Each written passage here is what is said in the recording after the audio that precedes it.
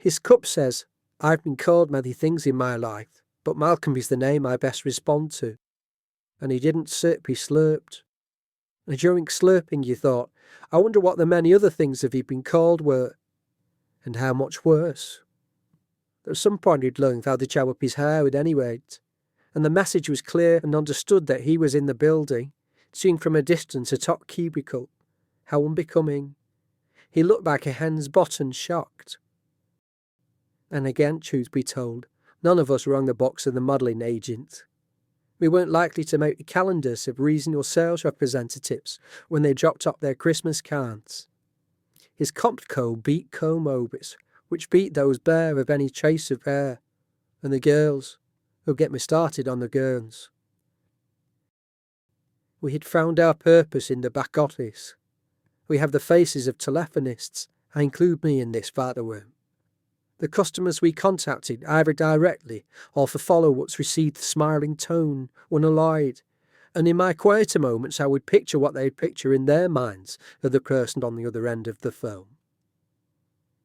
I saw mine made a charming oath, robbing Asquith, who did seriousness when seriousness was required, but if the mood arose could be picaresque and bold in the fruity way.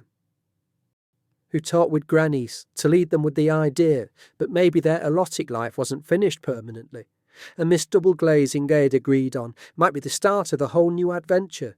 Yes, poached Wilfred whinnied away with the cheeky chap who said he bet there were a card back in the day. Malcolm, who in the flesh was, as we said, with a head like something from the court of Louis XIV, got an import to his cold calls. Transactions for composite doors were, you thought, the transmission of bad news after urgent scan. The prognosis, all will be well, who consider writing the will. He had them in the palm of his hand. The gel-tipped balm he barely moved as he gave the remedy. Afterwards but to wind up the crumpet. Sometimes I'd sit and languorously stretch and listen to Marjorie through the plexiglass next door, talk to a man in one car of how it'd be as warm as toast, with windows brought up to modern energy-efficient standards.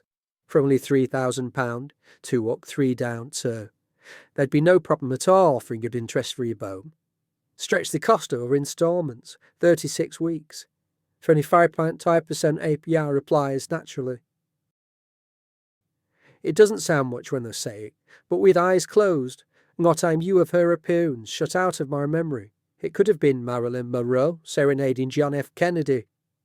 Happy birthday, Mr. President. Bliss it was in that dawn to be alive. Sometimes at home, with a handkerchief over the mouthpiece, I'd claw, make inquiry about a salesman calling round, just to get, by chance, Donna answering, who worked 3 up along the corridor.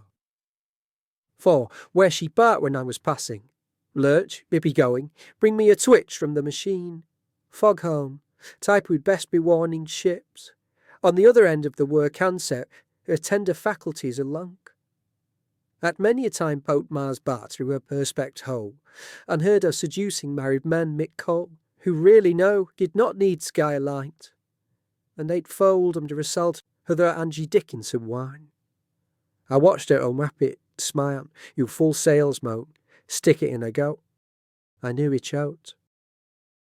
I wanted a bit.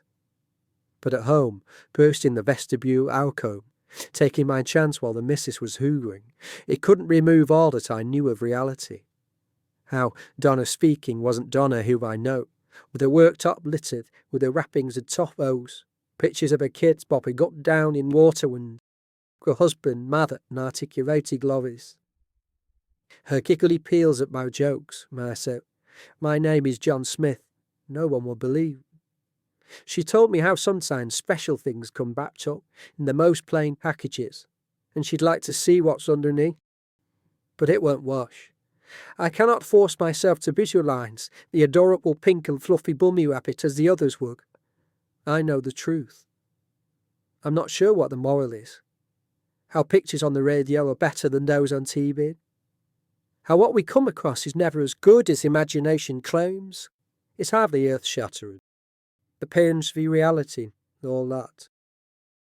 I work in an industry, stopgap, where desires conflict with the actual instalment and shabby workmanship of your PVC windows and doors. That'll be 3,000 quick, please. And did it make a difference to your happiness, romantic outlook, the illnesses that creep up in our lives, and then surprise us as we're busy doing other things? Not particularly. In miniature, I fall for it. We all do a touch. Marjorie, called Silking, 6'4" from Swedenborg, according to the menfolk. Donna, who claims this is her first job at OT, and her mother leads her text due to long-term disability. Both economical with the truth. I contribute my own way. Confessions of the telesales working. To all my lovely fillies, who are middle-aged or up, I am the sensitive, lifelong, but eligible bachelor. And Malcolm, P of the Cook? He is a true and honest persuasion, what it confesses on the side at least.